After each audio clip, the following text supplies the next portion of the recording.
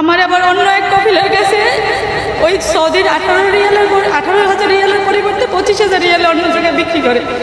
ওই জায়গার কপিল আমার খাইতে দেয় না, এক বেলা খাইতে দিলে 2 বেলা খাইতে দেয় না। পরে 3 দিন আমার না খেয়ে রাখছে, আর সারাদিন আমার কাজ করে সকাল 6টা থেকে রাত 11টা পর্যন্ত আমার দিয়ে কাজ করে। আমি কারেন্টে হিট দিছে এবং জাস্ট আমার আরো দিনে আমার পিঠ পুড়ে দিছে, আর পায়ের তালুতে পিঠাইছে, আর মাথা মুচকেছে, আর দিয়ে বাইরে শুধু। তারপরে আমি ওর বাসা থেকে রাতে পালাই আসি, যে অভিযোগ করছে অভিযোগ তুলে নিতে, নাহলে তোমার তো দূরের কথা, তোমার লাশও বাংলাদেশে আসতে দেবো না আমরা।